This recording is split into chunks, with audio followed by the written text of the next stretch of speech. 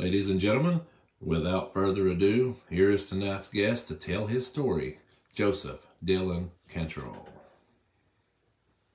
Mike, I appreciate you having me here tonight. It means a lot for me. But I want to start off by offering my condolences to the families in McGoffin County, the tragedy that you all faced and are still facing to this day.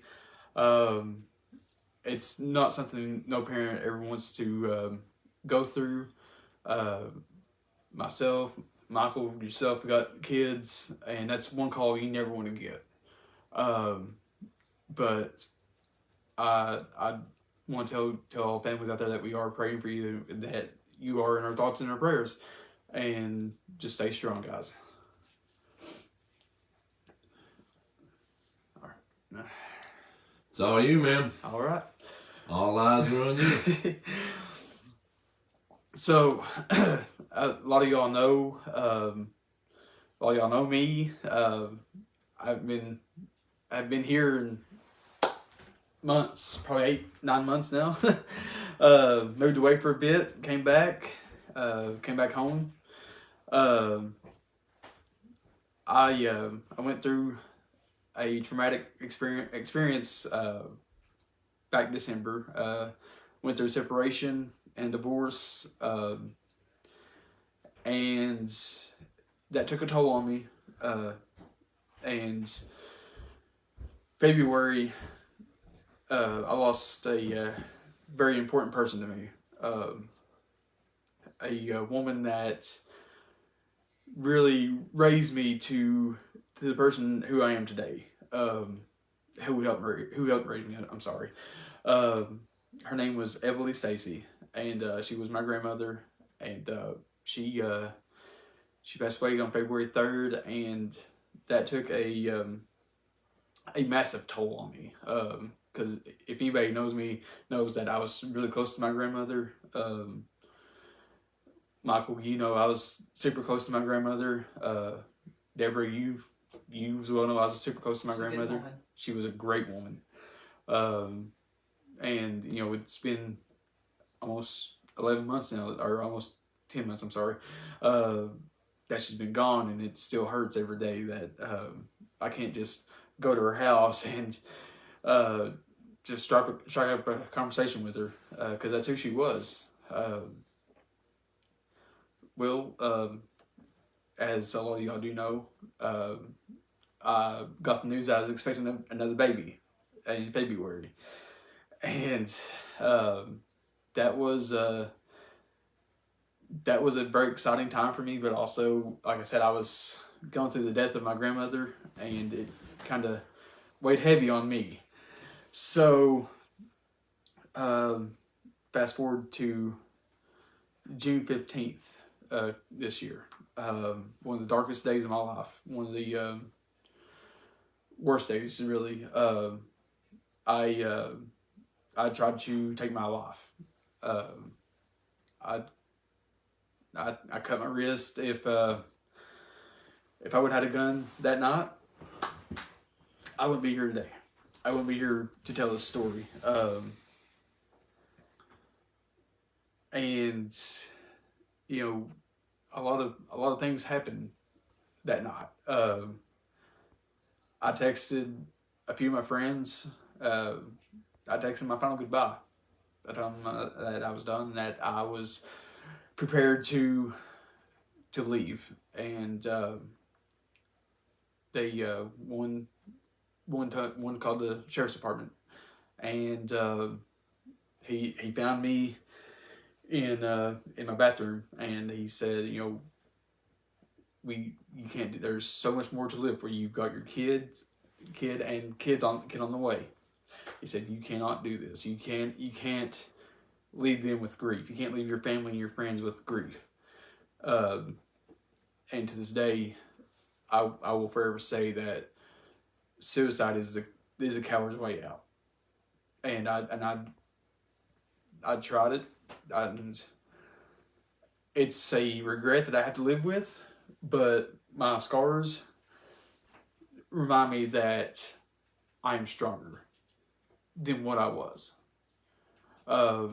It does not fix the problem. Exactly. It doesn't fix the problem. It just adds on to it. And you know, like I said, your family, your friends, they will all have that grief. They will all have that regret that, oh, what if we would have talked to him a little bit more?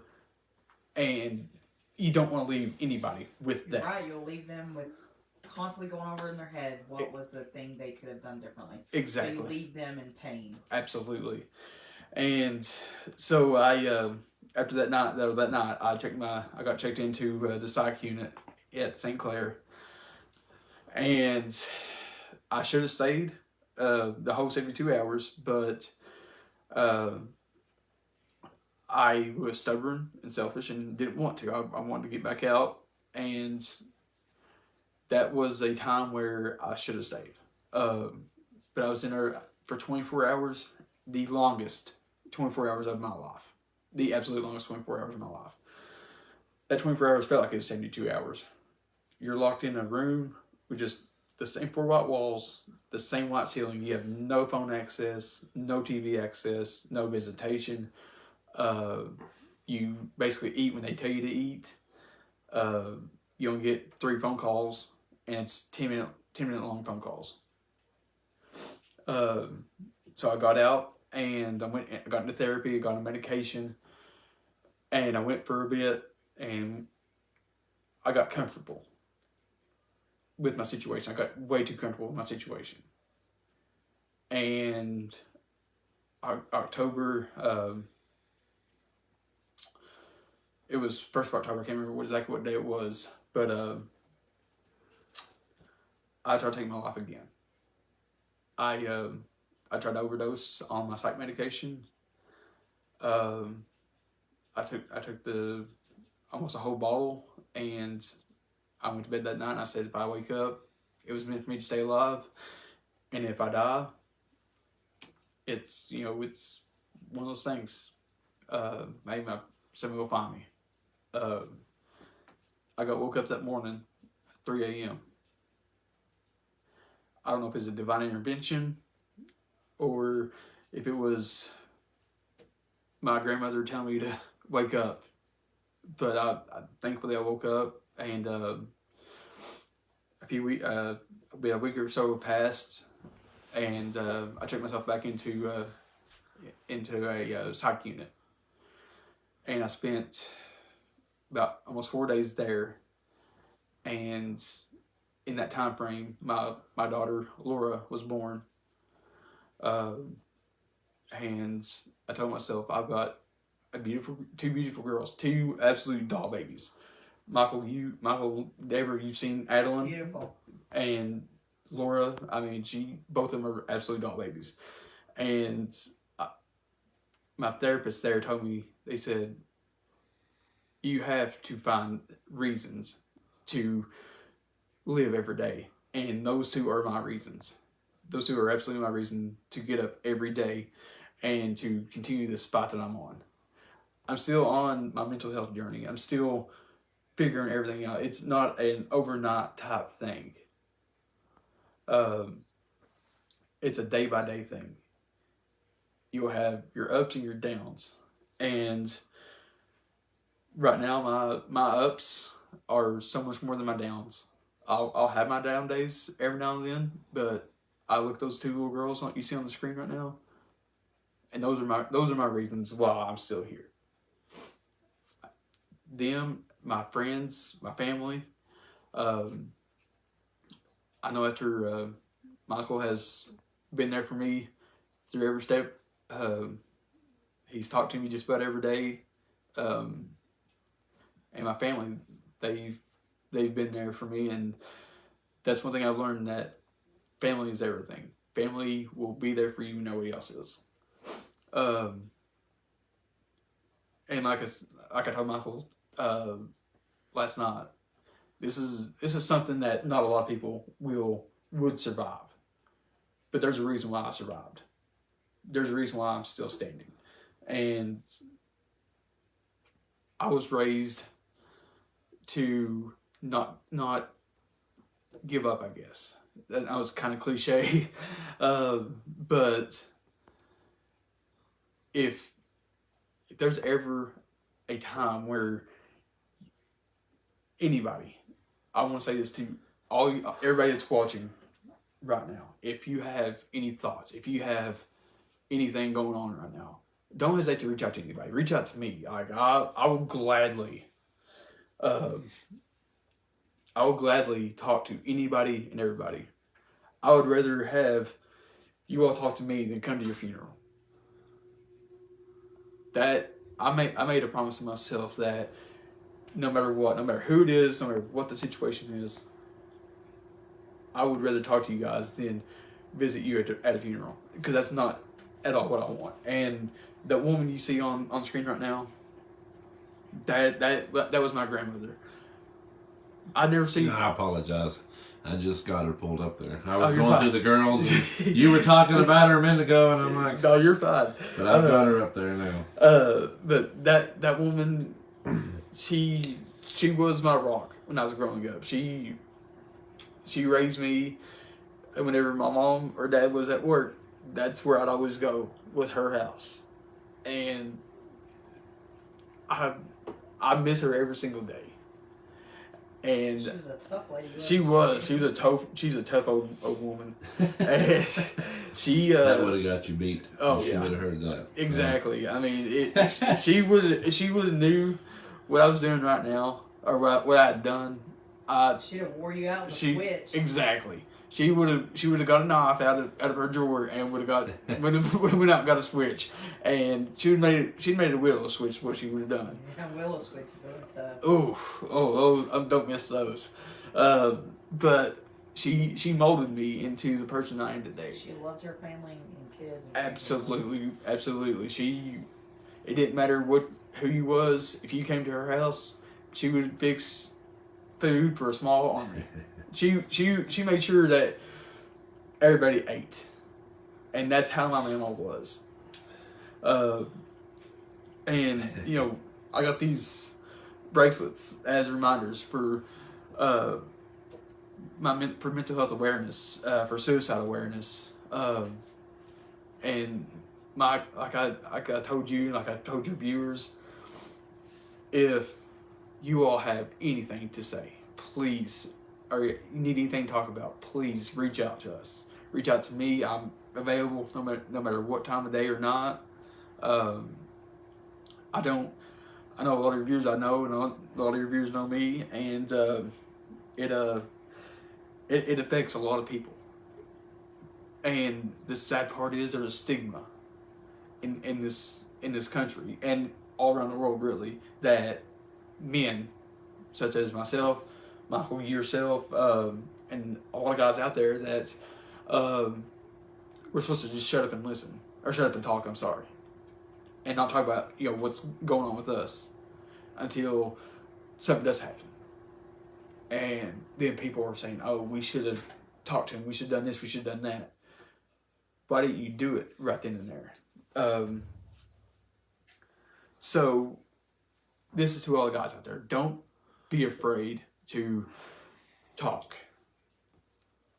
You got thousands of licensed professionals that will talk to you, that will be there for you. You got friends, you got family that will talk to you. My story isn't over. My story continues, and I'm not gonna, I don't know if you can zoom in on this or not, but those right there. Those are my reminders. That's my reminders of why I'm still alive. Those are the reminders that life tried to break me, but I came back stronger. You have to be stronger than death, because you're needed here. If you have any questions, or if well, I was just gonna say, I mean, of course, your grandmother's watching you right now, but she's probably looking for that switch. Oh, I know she is. Right now to wear you plumb out, but I also wanted you to know that your mama's watching. Yeah. I mean, I'm sure you know that by now. Yes. But you might get a Switch anyway. Oh, I guarantee. But you know, it's fun. Bring Andy with one too. Exactly. And But yeah, we She babysat me as a kid. basic. If anybody's got any questions, you got anything you want to say, you know, feel free to put it in the comments. He'll be happy to answer any questions or anything. But Dylan knows me enough. I was telling Deborah earlier, you know, about, you know, me and Dylan not really knowing each other our whole lives, but knowing each other for a while. Yeah. And, you know, Dylan knows me to the point that when he came to me with this, he was kind of met with, well, he knows how I am. He was kind of met with the harsh side of me, to thinking, you know, like, yeah. and I'll bring him back up here momentarily, which at the time there was only one, you know, which he's following a road that I followed. Probably shouldn't have done that. But, you know, but he's got 2 beautiful baby girls now. And that's what I would say to you. Yeah. You know, yes, you've got family, this and that, but those babies need you. Yeah. You know, and I'm sure you know that. And that's why I put them back up on the screen and was flipping through the pictures, you know, of them there momentarily, or a little bit ago. But, you know, those babies need you. Yeah. And I saw, I think it maybe was last weekend or just the other day, you know, you had Adeline. Yeah. You know, she's attached to my hip. Like I'm gonna pull them back up here for you. You know, there's how old is the youngest one? It's not, she's not old at all. No, she just turned a month old. Just a month old. So yeah, she was born when I was in the hospital in the psych unit, and I'm forever grateful for my children. Forever You grateful. know, it's easy to focus on the negative in life and not look at the positives. It's very easy to focus on the negative and also really get down on yourself and not Absolutely. be forgiving of yourself. Yes. Everybody makes mistakes. Everyone's got a story. Right. People that you meet, even if they look picture perfect on Facebook, Yeah. they still have a story. Yeah. Matthew Perry, one of the other show hosts on the Monday night episode. Matthew says he loves you, brother. Always there if you need to talk to someone. That means a lot to me, Coach Perry. And you know, growing up and being in school, and you actually taught me, and I know for a fact that you know you're that's genuine coming from you. And I grew up around you. I grew up like 5 minutes down the road from you. But I appreciate that, Coach Perry. I really do. And that's what we all need. Something like that is what everybody needs. Like I was telling you this off the air. Someone I know personally, I won't say her name, and I won't say where child goes to school at for privacy reasons. But it shook me to my core, and it might shock a lot of you guys, and it might not. So she, her 11-year-old son, was at school one day, and he told his teachers that he wanted to kill himself, and that part right there is what got me the most. 11-year-old kid. When I was 11 years old, Michael, when you was 11 years old, Deborah, when you was 11 years old, that thought didn't cross your mind. No, you know? no, none of that crossed your all's mind. None of you were that too busy climbing a tree, or exactly, you know, fishing, jumping in a creek, you know, something other. Exactly. And the worst part came after she told me that. It took the school 2 days. 2 days to report it to the parent. Why on earth? Why is that taking 2 days to report something like that? Because what would happen if that little boy did do something? Well, I think it's something that the schools need to look at seriously anyway, because since COVID, Yep. you had kids shut up and things like that, like Yep. in homes, not getting out, not socializing, Exactly. wearing masks if they were going to school. So I think since COVID, your mental health of your just general population of students in the first place has changed, and you need to be aware of it. Absolutely. I agree 100%. And that's one thing I have been trying to advocate for, which, you know, I don't have that big of a voice, but all schools should be taking mental health seriously in their children, because children are our future. And when they're out there telling people they want to kill themselves, why ain't they getting help? Why is the schools not trying to help? Pathways, any kind of therapy should have been called immediately. the parent should have been called immediately. Not 2 days, not because 2 days is too many. Way too many. So that's my challenge tonight is for all the school leaders, if there's superintendents watching, go through your schools and ask your guidance counselors. Ask them if they've had any children come in and say anything like that. Say anything about taking their own life or say they're struggling or something like that. And if they say yeah, ask them what they did for them. You you were talking about advocating, and an idea popped in my head, which you know me, there's always something new. Once you get yourself under control, and you're right where you want to be, feeling happy about it, why don't you do it? Love to. Why do you not be that speaker that goes to those schools? Why do you not be the person that gives these community? We heard a young man talk in church a couple of weeks ago about his story, which was different than yours, but you actually, the last time you was on, you talked about the other one, but so you can become that advocate. Yeah. But I mean, I'm not saying do it now. Right. Do what you need to do. My voice isn't very big, but that's what triggered me. So you said my voice isn't very big, but your voice could go to one of our schools or to another county school or anywhere right now and save a child's life. Yeah. So your voice is bigger. Yeah. And it's drawing. If you don't know if you've seen this or not yet, but it's actually Hey. I mean, there's more viewers. People are listening to you, so all it takes is one small voice. Yeah. Person and now I know this. I know this child personally. Or Aaron Johnson said, I understand I had a young nephew commit suicide, and I still wonder to this day if I could have helped him. I knew the young man myself. And, he lived right here in the community. Wonderful kid. Kid. But like you I said, mean, it leaves family questioning. Yeah. What could I have done? And that hurts. That hurts me because that hits close to home.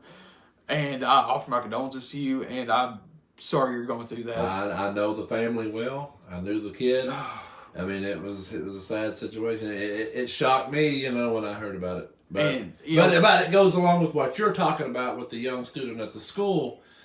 That this generation it's brought up a different time now than what it was when we were kids. Yeah. Where we had something to keep our minds. Nowadays, and then it goes into what Matthew said, the biggest impact of COVID is social skills and the impact on the mental health of all. Absolutely. So I mean, you had these kids locked down for a year. Right. And then, you try to put them back into society, back into school. Some of them still ain't come back to school. Exactly. Not only that, some of their friends don't take it seriously either. In this peer group, you need to understand when someone's calling out, someone's reaching out, they're making some choices, and you keep telling them. Right. And you don't want to tell on them because you don't want them to be in trouble. Right. But then stuff like that happens. Exactly. So make sure you're telling someone if you have concern. Yeah, absolutely. And it's your friend. Yeah. What's the loss in it? They're going to be mad at you for a little bit because you took a chance of getting them some help. Exactly. So you know what? Do you want them alive and mad at you, or do you want them gone and not mad at you? Aaron commented back and said he was being bullied at school and couldn't deal with it. See, and that probably has something to do with absolutely what you're talking about with the other young man. And that's another thing I want to hit on. I'm guessing it was a young man. Yeah, I don't know. I want to hit on this too. If a teacher out there, if you're a teacher out there and you witness a bullying and you do nothing about it, that's on you. Whatever happens to that kid, whatever happens to the kid getting bullied, that's on your hands. Because you sat back and didn't do nothing about it. And teachers, it's on staff everybody. In general. Yes. Sometimes it just takes an act of kindness to do right. that. You remember the story where the kid was cleaning out his locker, or he was cleaning out his locker and his stuff dropped, and this is like a long time ago, and someone helped him pick up his stuff. Yeah. And he came back and told that guy, he said, I was cleaning out my locker because I was going home to kill myself so that my mom and them would not have to clean out my locker. Wow. I was cleaning it out. Because of that person's act of kindness, right. he did not commit suicide. Wow. And, getting back onto your all's thing about me going to schools and talking.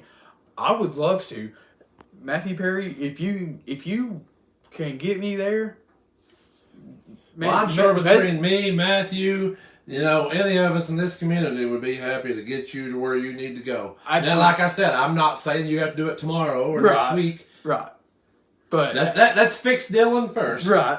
Let's get you, because you mentioned earlier here, a few minutes ago, about October. October wasn't that long ago. Right. So we need, we want Dylan. Right. We need Dylan, to be that impact. Dylan has to. Right. And I will say that I'm actually in a lot better spot mentally, and I'm going to therapy. I'm on medication, so everything is finally somewhat evening out. And thankfully, like I said, I've got therapy now, and that's something that everybody that has any kind of issue needs, and whether that be a therapist or that be someone you know. I would rather you go to therapy, because a lot of therapists, they give you the harsh truth. They won't coddle you. And some of your friends will give you the harsh truth. You gotta learn coping skills. Yeah, absolutely. You gotta learn coping skills. You gotta learn to not beat yourself up for mistakes made. Absolutely. Once they're done, you don't have a magic Sometimes wand. those friends will literally kick your butt. Over situations like this.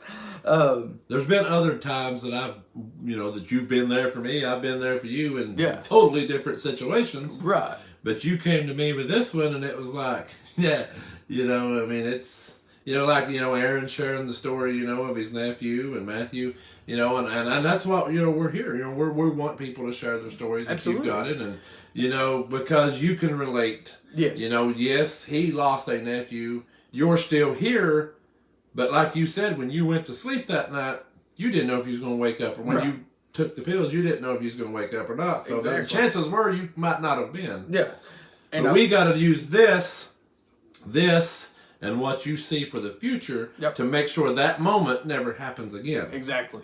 That thought, if it comes back in your mind again, that you have a way to do something different than to put yourself in that situation again. Absolutely agree. And that's, when I said I didn't have a voice, I had a small voice, that wasn't me saying, no one's going to listen to me. That was just me saying, like... Well, no pressure, but you're on the Michael Jimmins show now, so True. Small talk. So I'm just saying that now when you have There's that been people watching. People are the more you're talking, the more the viewership has went up. Exactly. And people are going to watch you. And people is going to watch this even after it goes off, because someone's going to say, did you hear his story? Yeah. Did you hear him say he would like to, in the future, be the speaker at the school that has that entire school sitting in the bleachers and him standing there in front telling your story? Exactly. And I want the kids...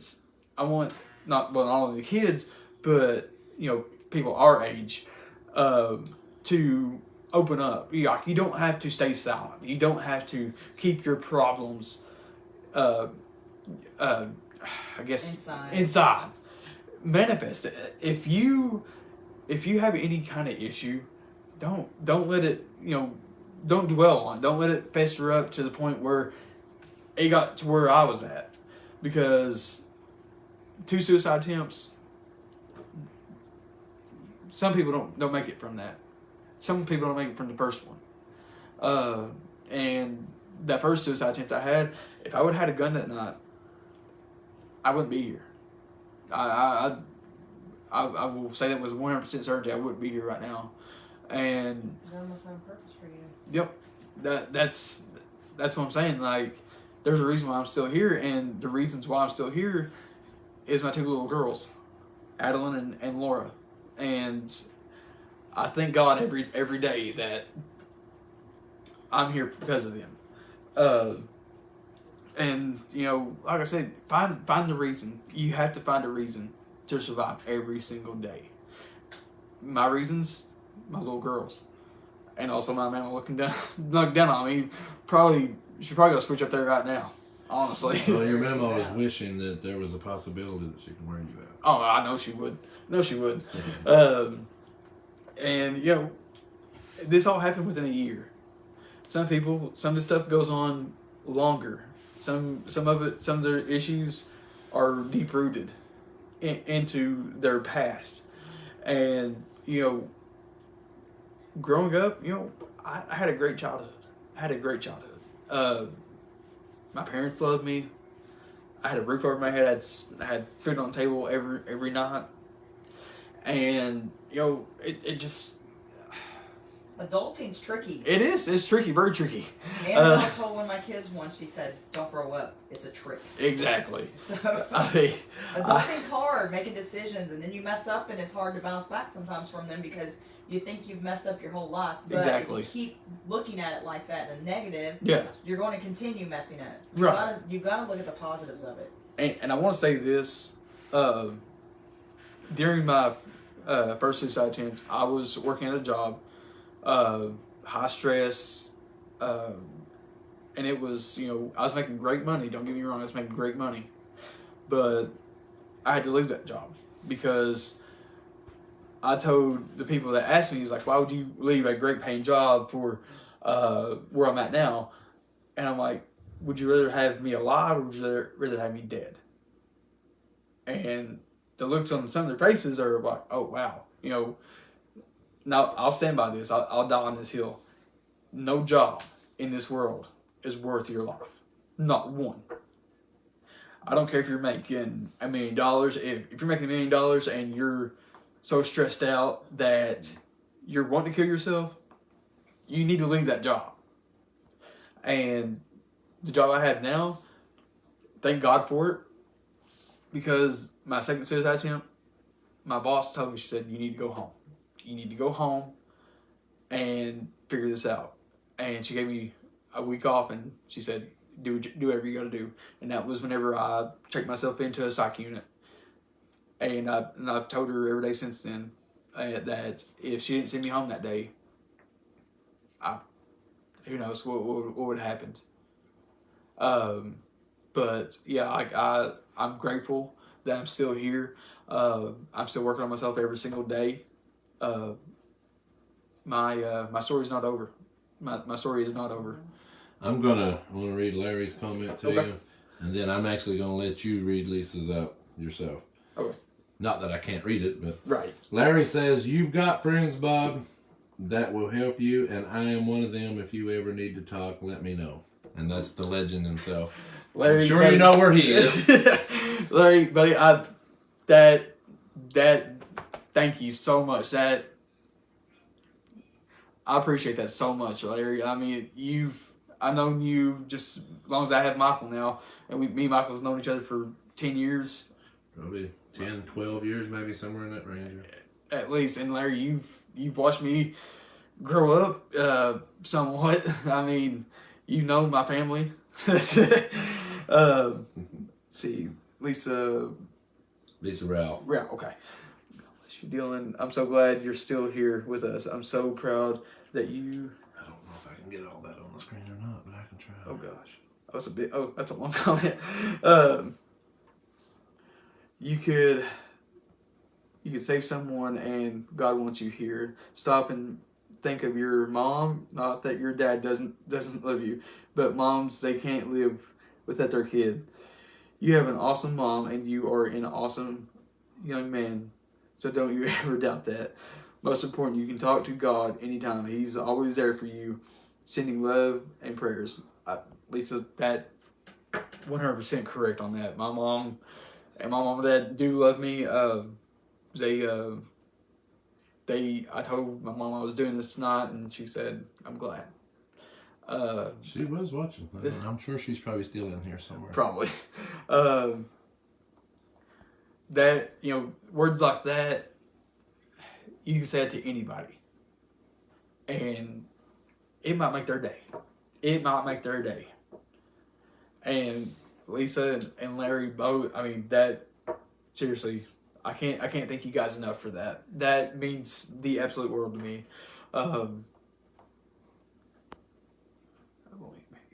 We got more coming in. I'm sorry, guys. I'm reading comments also. Melina says, I've only met you one time, but you seem like an amazing person. Hold your head up. You will do great things. And I believe she was here when you were here once before. Yes, she was. And, you know, Melina, that, like I said, words like that help not only myself, but also everyone that you come in contact with. I mean, you can make anybody's day. Don't, like Deborah said, don't focus on the negatives. Focus on the positives. You can smile at somebody and say hi to them, and who knows, that might make their day. You don't know anybody else's story that you're passing on the street. However, when you're looking at your own situation, there's always someone who has it worse than you. There's always a situation worse than you. Right. If you look at that, then you know that your situation is not near as bad as it could be. Focus on the positive, but also know the people you pass in the street, Yeah. the people you don't know their story. Right. You don't know them. In the grocery store. Kimberly Smith Boland says, haven't seen you in a while, but love you and here for you. Appreciate that, Kimberly. Melina, once again, as I try to do good for everyone, you know what they are, you never know what they are going through. Absolutely. And Kimberly, I haven't seen you, God, years, but I've known you for a while, and you are a great person, and I appreciate those words. And Melina, absolutely agree. You never know what somebody's going through. You don't. Where I work at now, I deal with customers every day, and Michael, you know how the type of person I am. I always have a smile on my face. If you meet me out somewhere, you'll never see me frown. You never see no bad look on my face or nothing like that, because it's always been my life goal to brighten someone's day up. No matter what I'm going through, like, I want to make sure that people knows that I'm smiling. And that's something I lost back around the time my mental health started deteriorating. It started going to shambles. I lost my smile. I lost my happiness. I lost just about everything. And, I secluded myself from a lot of people. And that was the worst mistake I could have made. I distanced myself from a lot of my friends. I didn't talk to a few of them for months. And thankfully, I snapped back into reality, and I've got my smile back. I've got my happiness back. I've got my friends back. And it's a thing that's don't ever seclude yourself from anybody. Don't distance yourself from anybody that is actually there for you. I'm gonna let you read that one. All I can. No parent should ever have to bury their child. Your dad and I love you so.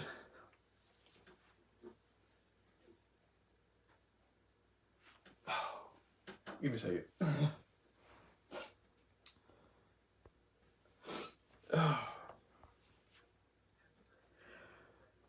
Mom, Yeah, I'm gonna switch pictures for you for a second. Well, you can gather yourself. I knew that one was gonna get him. That's why I said I'm gonna let you read that one. I was teared up back here. I knew. Well, I've been teared up since he started. So it's like, no, as soon as I saw that one got me easily there. So. Oh God. Oh. Mom, I know you and Dad are proud of me, and I know y'all love me, and I'm here because of you guys. You all raised me better than what I did, and I'm so grateful for the way you all raised me. If I know if I ever need anything, that you guys are always gonna be there for me, no matter what. I love you guys, and no matter what, I'll always be your son. And I can promise you right now, I'm not going anywhere. I'm here to stay. I'm not gonna die. I'm not gonna kill myself anymore, or try to anyway. That's my promise to not only my parents, but to everybody listening, to everybody that needs a second chance at life. Take it from me. You can get through it. Don't give up. If someone is going through something, and you feel like they're going through something, don't hesitate to reach out to them. Send a random text. Be like, hey, hope you're doing okay. Hope you're day's going good, that might mean the world to somebody, to them, to whoever you reach out to. Let's see. Well, yeah, I appreciate that.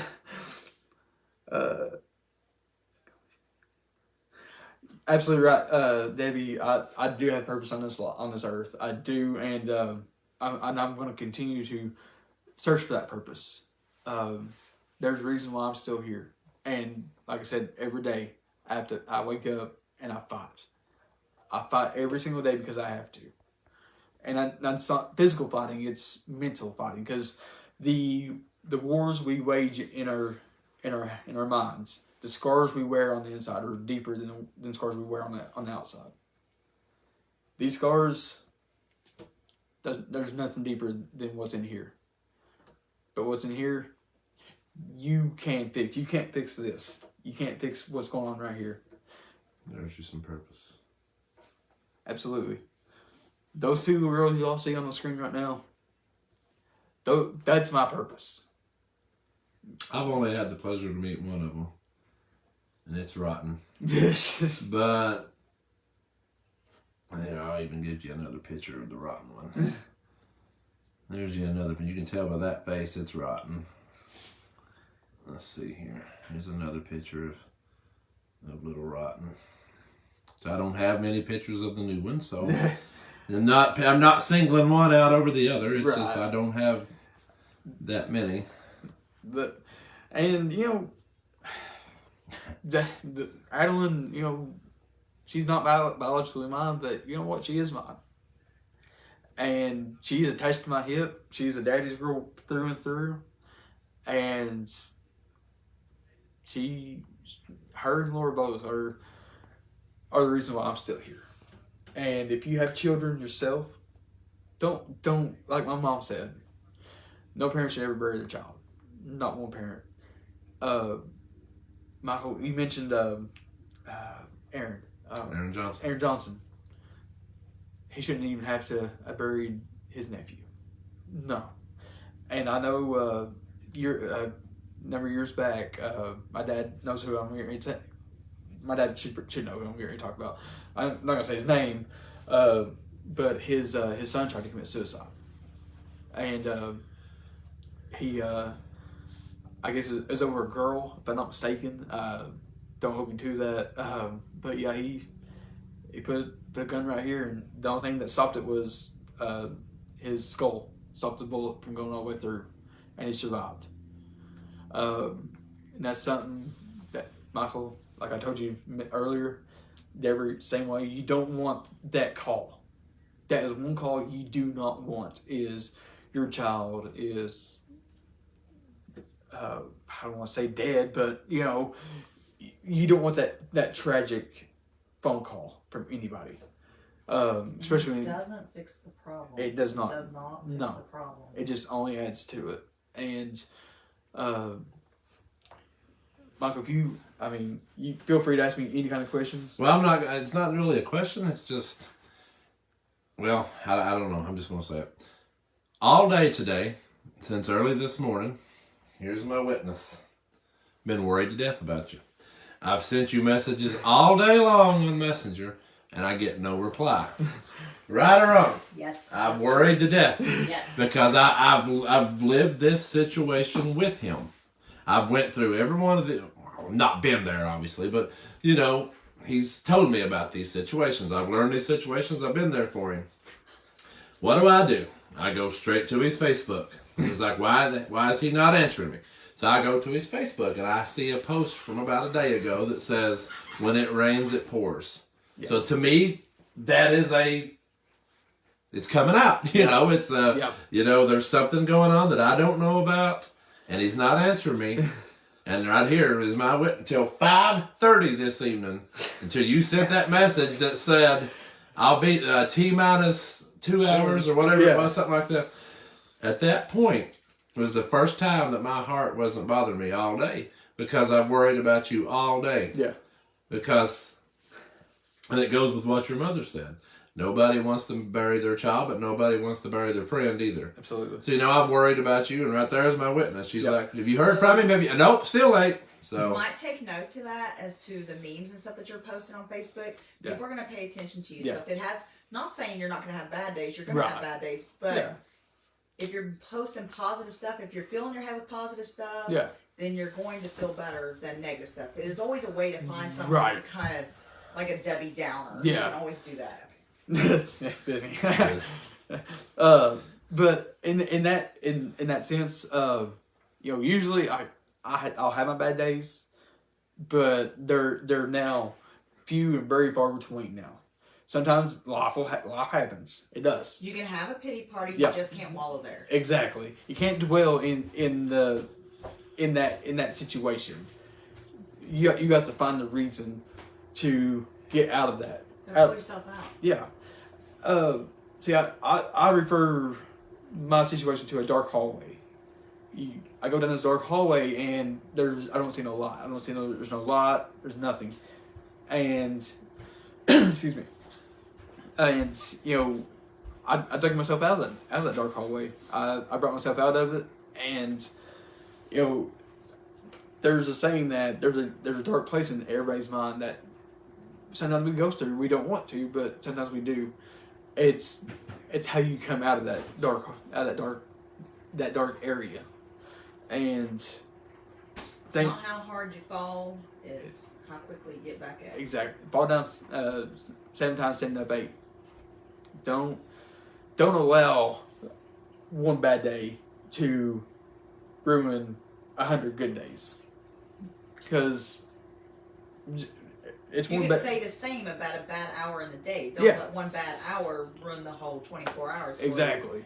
We have a tendency to do that and focus Yeah. on the negative. It's human nature to focus on the negative easier than positive. Absolutely, and it's a bad day, not a bad life.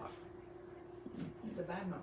Exactly, and I've had bad moments since my second suicide attempt, and I've managed to get through them, and I've came out a better person, a stronger person, and I'm grateful for the support system that I've got now. And if anybody listening right now, if you all have any questions, please do not comment them. I'll read them and I'll answer them in any way possible I can. Nothing's off limits. Y'all can ask me anything. Well, I'm proud of you because it takes a lot to step in front of the camera, in front of people, and especially on a live video that you can't really talk like this Right. with the people that are watching you and stuff. It takes a lot of courage and stuff to do that, and I think that's great that you're doing it and that you're stepping out, because there is stigma and stuff to it, Yeah, and it's hard to tell your story. it is. And when Michael came to me, and I reached out to Michael and I said, "Hey, we should do this." And the moment I asked him about it, he's like, "We do this show. Come on anytime." I said, "Let's do it Friday." And this is what, Monday? I want to say Monday. I said, "Let's do it Friday." I was like, "I'll be there." And I told him, I was like, a lot of your viewers know me personally, and this will probably hit a lot of them close to home. And I feel like it has. I feel like my voice is registering with a lot of people right now, because like you said, David, there's a stigma that not only men, but some Just in women, general. just in general, yeah. There's a stigma that we're supposed to just shut up and just go on about our life, and our problems will go away, and they don't go away until we get help. But sometimes, if you don't get help, you fall into a situation like mine, and some people don't come back from that situation, unfortunately. We'll go through some of the comments here and see if well, while you're looking for comments, I'll tell you, some people have things you don't know about them, and sometimes the things that you don't know about a certain person can change everything right. for that person. And there's one thing that I want to bring up to you, and we'll talk more about it off the air, but I'm going to bring it to you because I want to see your reaction to this on the air, because sometimes other things happen you don't know about. But there's a little thing that you can always turn to. Absolutely. And we won't even put it up our late right there. He's a constant. Because you'll learn a little bit more off the air, because we won't turn this not against you. Right. Oh, I understand. But and if anybody wants to see what I'm talking about, I'll put it up here just for a second, right there. And I don't want to block Dylan out, but if the moment ever comes where you just need somebody to talk to, yeah, right there you go. Exactly. Because there's always going to be somebody listening. Yeah, and Do we have any new comments, Dylan? Okay. And another thing I do, and some people may call me weird or head case. I do from time to time. My grandparents that is my dad's mom and dad. Their gravesite is just right above their house, so I'll go up there and just sit there and talk to them, and just basically meditate. You talking about your Mama Evelyn? Mama Eleanor and Papa okay. Lewis. Yeah, my dad's mom and dad, and I'll just go up there from time to time and just have a conversation with them. Just sometimes you've heard them your whole life that you know exactly what they're going to tell you when you tell them what's going on with you. Exactly. Of course, that generation's going to tell you that you just need to suck it up and that's life. That's life. Right. And that's something I do. That's comforting to me. That's my comfort zone, and that's what a lot of people got to find is their comfort zone. What meditation? It's helped me out a lot. Just get into a quiet place and just close your eyes and just go off somewhere. Don't. Sometimes when you say it outwardly too, you hear yourself talk. Yeah. And you think, that's so ridiculous. Right. But you know what I'm saying? So you're able to talk, and positive self-talk is a big thing. But exactly. People have to you have to look for the positives. Yeah. That's just the way it is. I mean, if I asked you 10 negative things about yourself, you could spout them out quickly. Exactly. I could ask Katie 10 negative things about herself, and it would be. But if you ask 10 positive things, people pause. They're just so hard. It's so hard to. Right. Michael, can I use Katie as an example? Katie, when you're at school, do you see anything like, I don't know, kids get bullied or anything, or hear anything? Yes, I do. You do? Goes along with your earlier story. Yep. Do you say anything to them, or do you talk to the kids, or do you see teachers do anything, or any kind of school administrator do anything? No? No.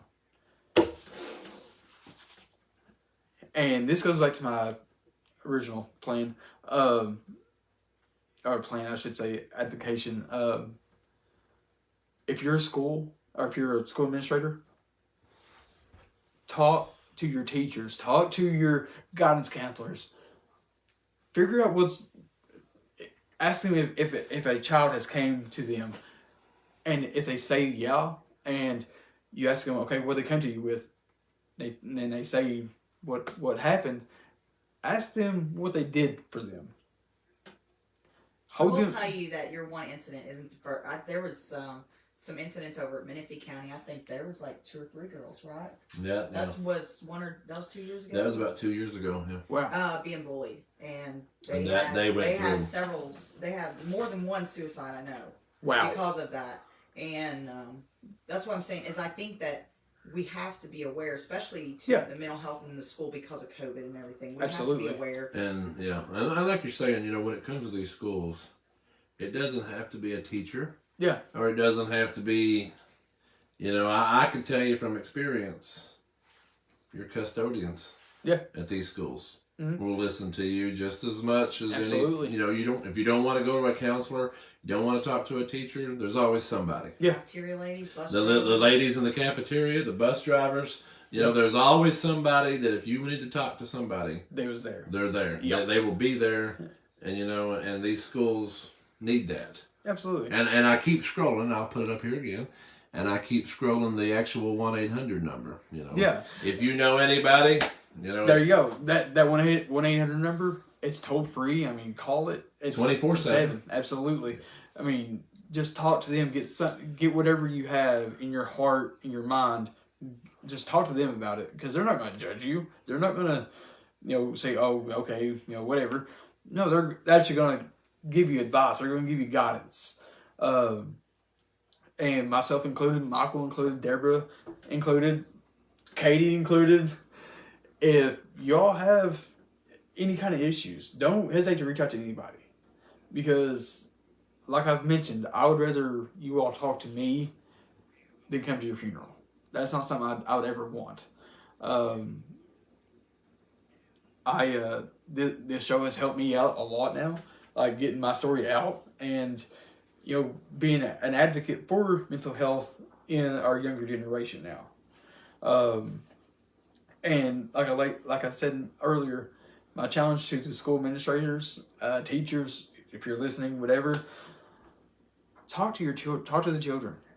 See what's going on with them. Sometimes they have a bad home life, and like COVID took them out. They had to stay home in that bad home life, and now they're back into society, and it's productively gotten worse. And they don't feel like there's anybody to talk to because they're afraid that their parents are going to find out, or parents or whoever is going to find out. Don't be scared to ask a child if they're okay, because it's okay not to be okay. We've got to fight this stigma. We've got to get we have to get this generation back on track. Well, I think we have to learn that sometimes you make mistakes. Yeah, absolutely. You got to learn to move past them, learn from them, move past them, be better. I mean, I made mistakes in my life, and you know what? Don't have a magic wand. Can't change it. Nope. No. Those trials and tribulations will make you stronger. Exactly.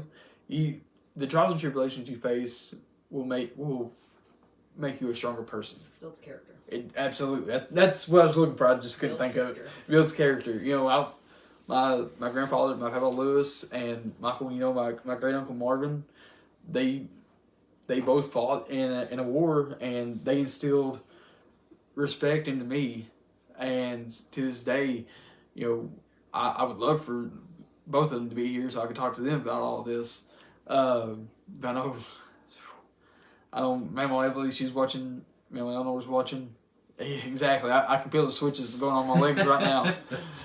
You're getting wore out. You just don't know. Oh, I know. I feel it burning right now.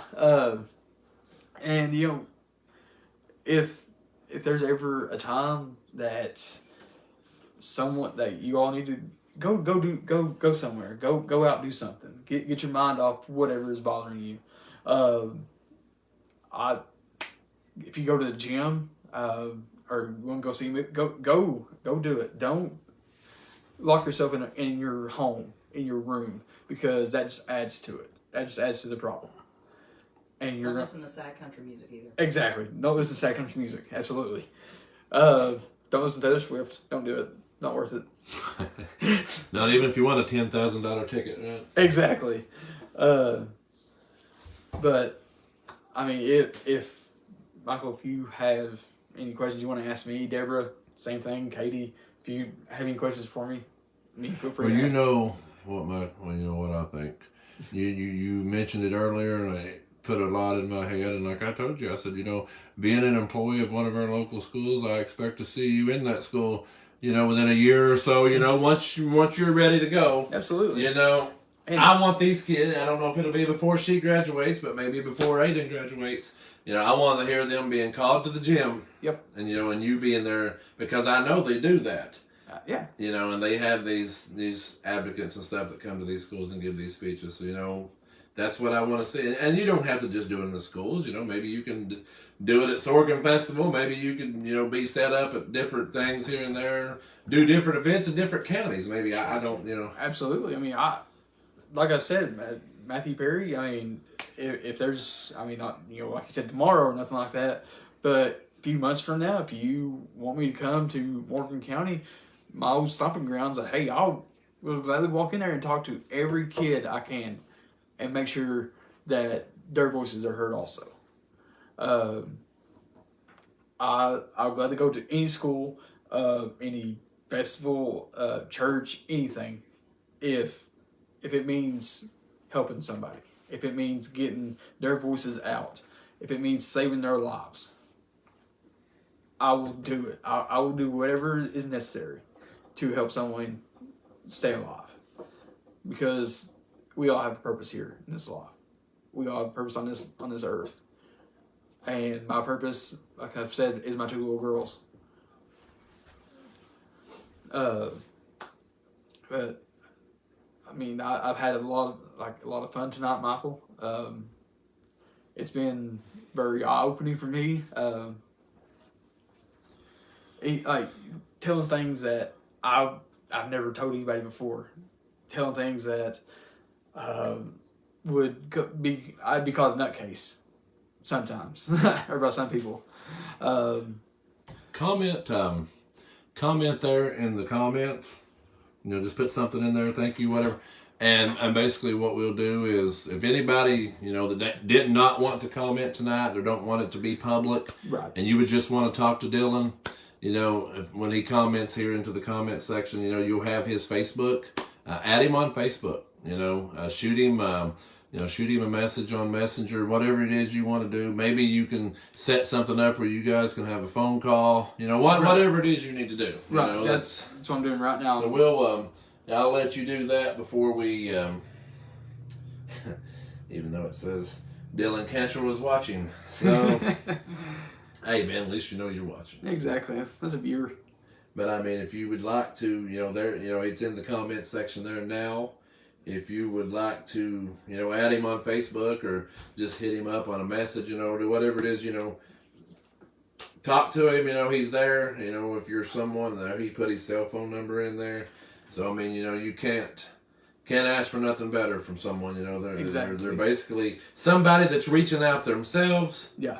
Is going to allow you to reach out to them. So, I mean, exactly. There you go. And if both of you have maybe the same battle, hey, you can battle it together. And I'll give it to you for the final closing, and you can close it whenever you want. And I'll go ahead and say I do thank everybody for watching tonight, and I'm going to give it to Dylan and let him take it home. I appreciate Michael you letting me come on. And if you do have anything to say, just say what. At this point, this is all you, buddy. And fire away. Gotcha. When this is over, and like I said, if anybody needs me, I'm always here. No matter time of day. Share this video with whoever. This live. Share it with whoever you need to. If you feel like someone is having issues, reach out to me, either yourself or reach out to me. My Facebook's on there. My personal number's on there. I don't care about to talk to anybody. I'm phone call or text message away. Don't let your problems get to the point where you're wanting to take your life, or don't allow somebody that you know is having issues. Don't let them go into that place where they're wanting to take their lives either. Michael, I can't thank you enough for having me on here tonight. I hopefully in a couple months we'll get to talk again, give you an update of my mental health journey, really, and hopefully I'll be in a school or something like that to talk to the kids, and that's gonna be my goal, is to get into a school and advocate for this. But I hope you guys have a great night, and I hope you all have a safe night. Like I said, don't hesitate to call me, text me, whatever. But thank you guys so much for watching. I appreciate every single one of you guys.